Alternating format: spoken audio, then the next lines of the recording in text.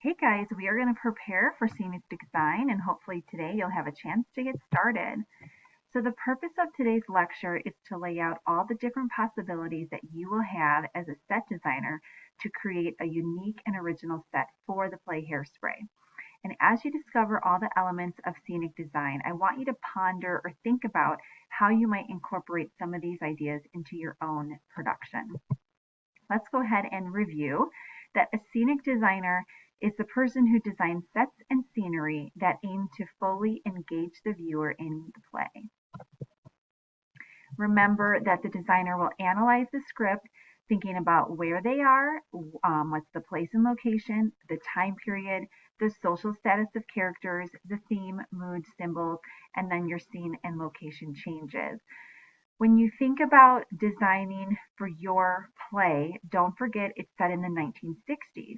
So if you're going to design a living room for Tracy Turnblad's family, what was the furniture and decor like in the 1960s? And then you want to think about social status. So Tracy's family is poor or not as wealthy maybe as the Von Tussles. So what different elements of that room would let us know their social status? It'd be different if you were to design for Amber Von Tussle and Velma's living room, where things might be more luxurious and expensive. So it's important to keep those things in mind. Again, the designer will read the play, analyze it, create a collage, which you should have already done, and sketch a picture of the set, which you will do today. You can build a model for extra credit. How does a scenic designer know what to sketch? Well, first you need to understand your staging options. So a stage is an area where the actor performs, and so this is the point of view from the audience looking onto the stage. There are 4 different types of stages: the proscenium, thrust, arena, and flexible. So when you're designing for Hairspray, you can choose one of these 4 stages. Let's take a closer look at what these stages look like and what they are. So a proscenium stage frames the stage almost like you're watching a movie that's set in a box. This is the most typical one that you'll see, the one that you're probably most familiar with. You have an audience on one side. Here are some examples of proscenium stages and scenic design. The thrust stage has the audience seated on 3 sides of the stage, so there are many different perspectives and angles that they can view the play. Here are some examples of scenic design on a thrust stage. So typically when you're designing on a thrust stage, you need to use more props and less flats or periactoids, which we'll talk about in just a minute. An arena setting is when you have the characters in the middle and the audience seats all around. You might see this typically at a concert. Here are some examples of sets taking place in an arena, and you will have to use minimal furniture so that everyone has a good viewpoint.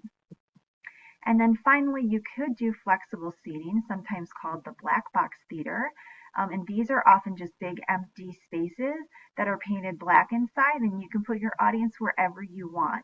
So here are some examples of some plays taking place in a black box or flexible seating.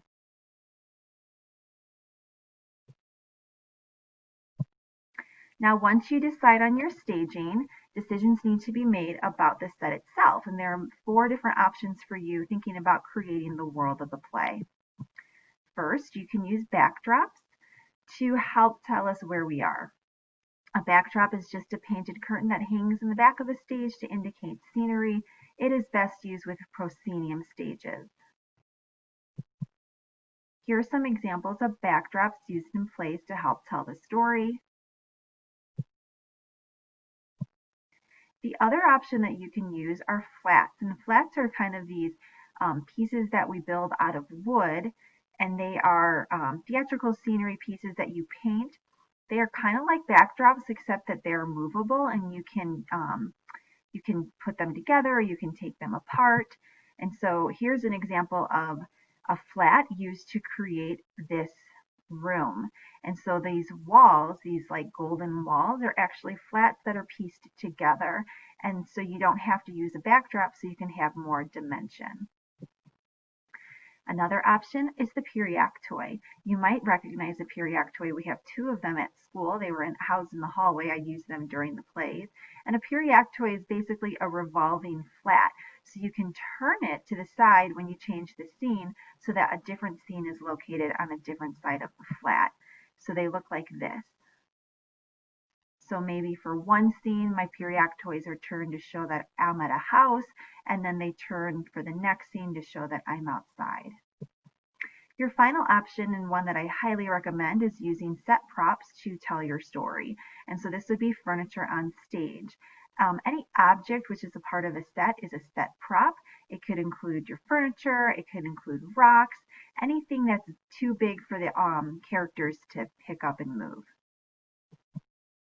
Here's some examples of sets with properties. So you've got a kitchen fully stocked with a dining table. You also have a chair that someone is sitting in. The trees here could be set properties, and the bed. So different options for you to use for set properties. So here's what it looks like when you put all of those pieces together. A backdrop with some flats that have the house on it, the periactoys that might turn, and this one's revealing trees, including our furniture up front, our bench, that would be set properties. So now you're going to go ahead and do some closing reflections and then begin sketching. Don't forget not to rush. You have until November 5th to finish your sketch. Also, if you want to build out a paper model or you want to use an online software, you will receive extra credit for the project.